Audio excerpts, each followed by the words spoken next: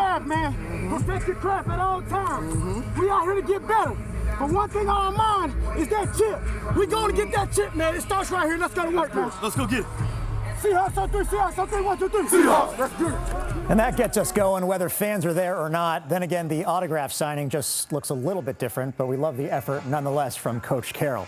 As we welcome you to Seahawks Saturday Night alongside former Seahawks linebacker Dave Wyman, I'm Aaron Levine. Dave, the Hawks were back at CenturyLink Field today for one of 2 practices at their home stadium during this preseason. Why is that so important? Well, no preseason, and so that really is important that they get out there. Now, they can be disciplined at practice, and, but then you're subbing guys and you're not paying attention to the clock. So getting them in CenturyLink Field with all of the fake noise that was piped in there and running the clock. I mean, the clock is the king when you get into it. Doesn't wait for you. It doesn't wait for your substitutions, and that's what happens in practice sometimes. So really wise of Pete Carroll. And again, it's going to be on coaches this year. It's tough for the players, yes, but the coaches being able to recreate that and create that kind of urgency and everything, and you see they're just like game day as far as the hype and everything goes. This is why Pete Carroll's one of the best coaches in the league. I think he's doing it better than other teams are, and they take everything that they did today very seriously. I was out there,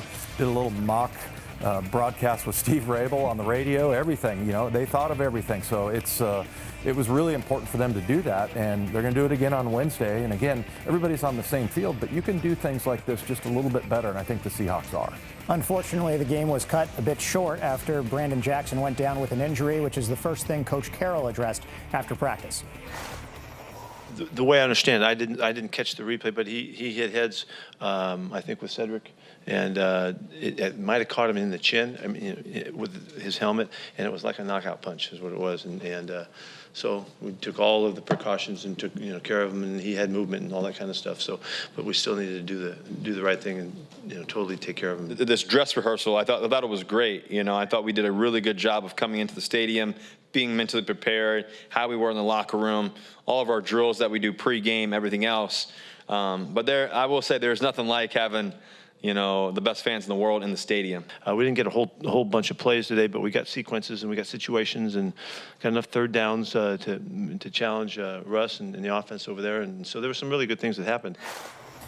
Dave, no cameras were allowed to shoot the game, but what stood out to you? Who stood out to you? Well, besides Jamal Adams, because I think that answer is getting quite tiresome, right? I mean, every time at every practice, you saw him making plays all over the field. And every time he makes a play, he gestures and makes sure everybody knows he made a play. But, some of the veterans, we talk about how having seasoned veterans on this team is really going to be important without those preseason games. So Greg Olsen, just smooth as can be, took in a couple of Russell Wilson passes, and you see what a pro he is. And then Bobby Wagner. And Bobby, he shot through a couple of gaps, made some plays, and you just see why he is so important and such a good leader. And then, I'll say Aaron Fuller. Also, there's always a chance for a Doug Baldwin type surprise to come off the rookie free agent Aaron Fuller. Everybody knows that over at UW, he made a couple of huge catches. So, but yeah, you can't underestimate the importance of the leadership from Bobby Wagner and Greg Olsen, and of course Russell Wilson and KJ Wright. But yeah, Aaron Fuller, I thought, really did himself some favors, and it's just one scrimmage, but still the fact that he was able to do it in that situation down on the field with the crowd going, everything as close as they could get to a preseason game. In general, how different does this defense feel this year? Mentioned Jamal Adams making big plays in practice all week long. Quentin Dunbar starting to get into meaningful reps as well. Does it feel different? Totally different. And we're going back to like 2013 levels, where back in those days, the 7-on-7 period with no linemen, that's set up for offense to win, and the defense used to win pretty regularly in 2013. That's what it's like now. Russell, his third day, was like, okay, enough is enough, and he started completing some passes. He struck back, but that defense has not looked as fast and as sure of where they're going. It just, everyone is playing with so much purpose. It's just a totally different feel, and that has a lot to do with Jamal Adams, but also it's just ignited Bobby Wagner, KJ Wright. Those guys already had those things, but now they're just so fast in the defensive backfield, and that's where they were light. They played base defense a lot last year because they want to put linebackers on the field. That was their best position group. But this year, I think the best position group is defensive backs. They're very crowded there. I don't know about you, but after the last couple of weeks, I'm ready to watch an actual game. And here's one way to whet that appetite. We all remember the Beastquake playoff game against the New Orleans Saints with that incredible 67-yard touchdown run by Marshawn Lynch. We're going to be showing the game in full tomorrow night, and we also caught up with Matt Hasselbeck looking back at that memorable game. The play as it was run was not run well. It wasn't run as designed. It was sort of a big, huge mistake. And yet that's okay, because there's a saying in football on offense, if we're all wrong together, we're right. And on that play, we were all wrong together. Everyone gave max effort. And Marshawn, it was a joy to watch. And we are going to have the rest of that interview. Fascinating stuff from the former Seahawks quarterback, along with the entire game. It all starts at 7 o'clock tomorrow night, right here on Q13 FOX, your official Seahawks station. Up next, we're catching up with a man on a mission. Second-year defensive lineman L.J. Collier is out to prove all the doubters wrong this year. His strong words coming up. Plus, I kind of want to see it happen, let it go a little bit, right?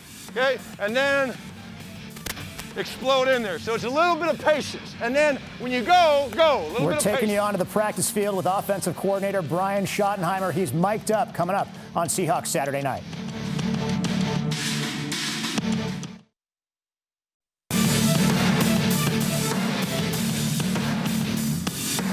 It was a disappointing first season for the first-round draft pick out of TCU, but now L.J. Collier is healthy and looking to help a defensive line that's hoping to improve production from a year ago.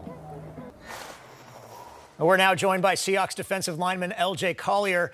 Pandemic aside, how different is this year for you at training camp compared to coming in as a rookie last year? It's definitely different because, last year we had the OTA period. We had all that stuff we do before. And this year we just kind of came right in and we're doing football now and everything. I'm not used to that because even in college, you got the spring and everything like that. So it's been different. But I told myself, man, it's just like high school. In high school, you showed up and you used your talent to get by. And you just got to work with what you got. I'm just happy that we were able to play and we're able to be here. And, with the team we got this year, I'm excited about what we got in the room. I know you were chomping at the bit to get back to training camp. Are you tired of hearing about last year, and what are you looking to prove in year two? People can keep bringing it up. I'm not really worried about it. I got hurt. I missed all the training camp, and that's a big part of it, and I missed a lot of time last year, but people can keep talking about it. I'm not really worried about it. I'm worried about this year. I'm locked in this year, and I'm trying to prove to myself that I was right, that I belong here, that I know I can do this. Anybody outside of that can say what they want. I don't really care what they have to say. I've never really cared. People have counted me out my entire life, and I'm here right now. I've always shown up, and I've always stayed around. So it's something. I'm going to put something together. I know it's going to be great. That's all I know. I'm going to show up this year a lot. Love to hear that. What's the best piece of advice you've received about overcoming challenges in the past? I mean, really, I'm just a firm believer. Just like, man, it's even in college, because in college, I didn't see myself being where I am today. It's just like, man, it's not about where you start, it's where you finish. You got to keep chipping away every day, knocking something off, putting something to your game, working on something different every day, and then put it all together. Now, a couple guys who felt disrespected earlier in their careers were Bruce Irvin and Benson Mayowa, and now you have them as teammates. What are your first impressions of them? Great vets, man. They work hard. They get off the ball. They don't say too much. They just work, man. It's two guys you can really be around. Like, man, I don't really play the positions they play, but you kind of watch a guy that's been in the league as long as they have, and like just how they work and how they handle things. You just kind of like add on to that and try kind of just be like a sponge and just soak in everything they can teach you and say and everything like that, just as far as being a dog. Take me into your off season. I heard you were boxing to keep up with cardio. Yeah, I did box with a guy named Guy Metzger in Dallas. It was fun. I liked it a lot. It was definitely different. I got a newfound respect for those guys that do that fight. Like, the punching, the kicking, and stuff like that is really tiring, and it helped me shed a lot of weight and stuff like that. I really liked it. I enjoyed it a lot. Was that the first time you had done that? I boxed a little bit in college, but it was the first time I implemented the kicks and stuff like that too. So it was fun to me to get to have the time to do all that and experiment with it. In general, what player, past or present, do you think your game resembles, and who did you look up to growing up? And there was a lot of guys. I liked watching DeMarcus Ware, then Fletcher Cox, then, Aaron Donald, Khalil Mack. I mean, Michael Strahan, I guess you could say the one, because he was around when I was younger and stuff like that. I guess you could say I liked watching him, kind of like he played inside, so I guess I can kind of model my game after him. But then again, there's always the Michael Bennett thing to go back to, because, he played inside too, so I always liked watching him play too, just everything he did. But I told myself the other day, I'm not really trying to be anyone but myself, because, you know, I can never be those guys. I can only be me. So I'm trying to pave the way for myself now. You know, how can guys one day say, how can I be like LJ Collier? And that's really what I'm trying to do. I hope that happens one day. Has your role changed this year, or are they still looking for you to play in a very similar position as you mentioned Michael Bennett when he was here and Rasheem Green now? Yeah, same thing, playing 3 and 5 in some packages. And I'm really just trying to be a guy that I'll play wherever they need me. I just want to be on the field where I can make plays and really just be on the field. That's for us. I'm not trying to be picky and just say, well, I play here, I play there. No, I want to play everything because I feel like I can do everything. Great to hear. Seahawks defensive lineman LJ Collier, thank you so much for joining us, and best of luck to you this upcoming season. No, thank you. And a look at the players along the defensive line, led by Jaron Reed and Poona Ford, Bruce Irvin and Benson Mayowa, LJ Collier and Rasheem Green, the rookie draft picks, Darrell Taylor and Alton Robinson, Brandon Jackson, Brian Monet, DeMarcus Christmas, P.J. Johnson, Cedric Lattimore, and Eli Menser. Up next, we are putting the spotlight on the man calling the shots when the Seahawks have the ball. It's offensive coordinator Brian Schottenheimer, mic'd up. Next.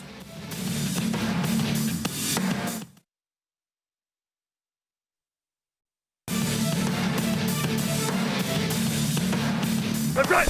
Russell, play fake, steps back, has time, still surveying the field. Now he rolls left, now he scrambles, now he's going to throw to the back of the end zone, reaching up, making the catch. Did he get his feet in? He did! Touchdown, Seahawks!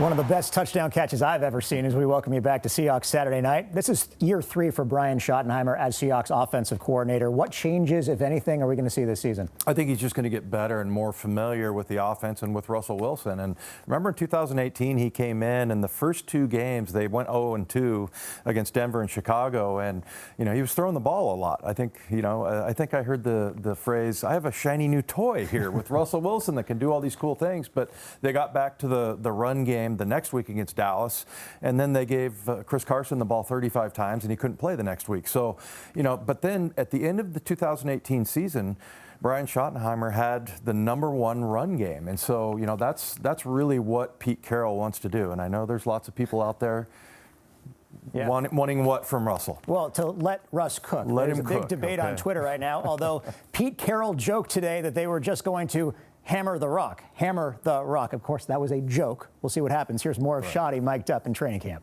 Oh, wide edge blitz. Good, good, good, good, good. A little louder, Gino, a little louder. Gun, gun, gun, gun, gun, gun. Hey, Bax, we're getting out of your way. We're literally giving you that whole area to hit that thing. Come on, Gordo, louder.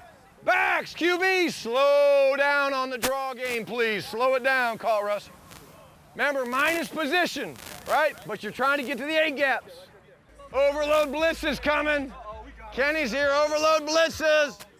Hey, wait till I just yell at Greg Olson all day today. I just yell at him. That's not right, Greg. Do it again. Do it again. Why? Why?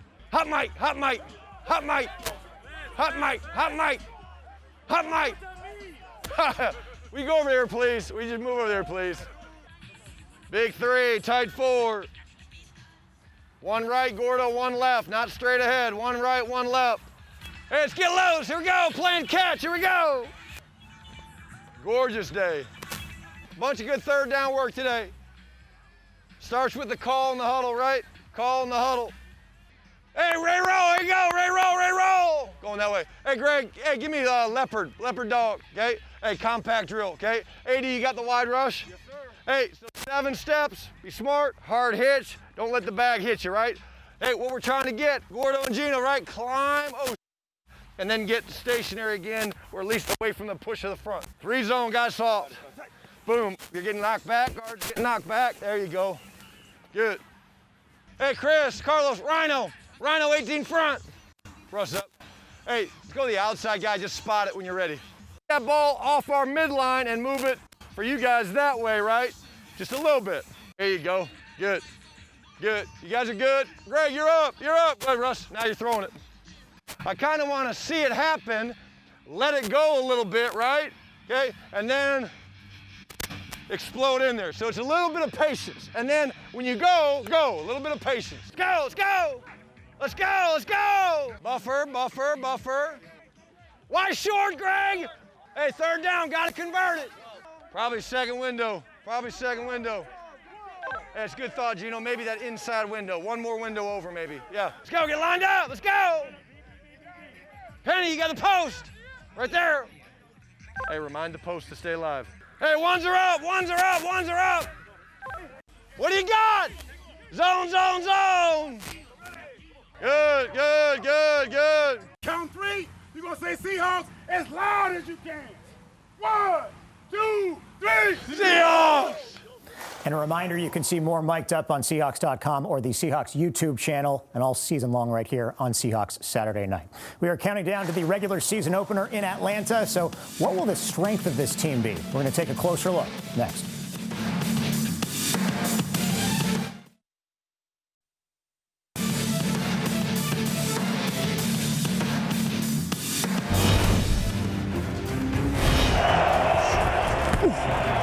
Steps back, looks, going to throw flat far side. Carson makes the catch. Down to the 1. Is he in? No, they're going to put him down at the 1 yard line. To the handoff to Chris. He's in. Touchdown, Seahawks! And our hearts and prayers certainly go out to Chris Carson and his entire family as he deals with multiple deaths in his family. We're back here on Seahawks Saturday Night with Dave Wyman. We're now a couple weeks into practice. From what you've seen, where are the Seahawks' strengths so far? Well, I think the strengths are what their weakness was last year, and that's defensive backfield because, last year they put 3 linebackers on the field, which was base defense, and linebacker was really where they were heavy as far as talent goes, and they were sort of light in the defensive backfield. Now you add Jamal Adams and Quentin Dunbar, and with the development of Blair and Amadi, now all of a sudden it looks very crowded back there. So you asked me earlier about how this defense looks different, how fast they are, and it's the addition of those 2 guys. And I just think that that's going to lead to the D-line getting more sacks. I thought when they signed Jamal Adams, they just got a 10 extra sacks because of that guy, and because of not just because he can blitz, but because he provides pressure. They can play man-to-man defense. They can play tight defense, and then that'll give the defensive linemen time to get home. I don't think there was ever a time last year where we said that was a coverage sack, right? Because coverage was a little bit sketchy last year. They got Quandre Diggs in, and that really added to it. But now all of a sudden, very crowded, and especially with the development of the young guys. Seahawks had just 28 sacks last year, hoping to increase that number this season. Who's your biggest surprise to this point? Well, I guess it's not so much a surprise to me, but I'll go with Marquise Blair just because they have him lined up at the nickel, and he's a safety. And I thought he played really well last year, and I think there was maybe they didn't have the faith that he needed in them. I mean, I think he was making some mistakes, and when you're a safety and you're the last line of defense, sometimes coaches will not want to play a rookie if he makes a few mistakes. But he's come back so confident, and it's the jump that you love seeing guys in their second year. Your rookie year, you're kind of lost, you're running around, don't really know exactly what you're doing, and you don't really know exactly what it takes to get in shape and to prepare mentally for an NFL season. Now Marquise Blair knows that, and you can definitely see it out on the field. Versatility is the key. Blair could play nickel or safety in this system, and he's only going to get better in his second season in the league. We saw LJ Collier also going into his second season in the league. Saw the interview with him earlier. Your thoughts on him? Saw the same thing out of him out at camp and today at the mock game, that it's his second year. And I know that, they talked about how he wasn't in shape when he came in. I think it wasn't that he wasn't working hard. It's just that he didn't really know what it took to come into camp and, prepare for a pro season. But I've loved the development. And today in the mock game, he had a couple of plays where if they weren't blowing quick whistle, I think he had a couple tackles for loss. He's really disruptive, and he's a guy that just looks different. And so I love watching the guys that are rookies last year coming into their second. Let's not forget, he's a first rounder, and he's a first rounder for a reason. So I think you're going to see a really different player out of LJ Collier this year. And he got hurt on the 3rd day of training camp last year, never really got settled, never got comfortable. A reminder, we are with you for 7 more live training camp sessions on Q13 Fox starting Monday at 2 o'clock, and then on Tuesday and Friday this week as well. It's all right here on your official Seahawks station, Q13 Fox. For Dave Wyman, I'm Aaron Levine. We'll have much more coverage on Q It Up Sports tomorrow night, and that's after the Beastquake game on Q13 Fox at 7 o'clock. We'll see you then. Have a great night, everyone.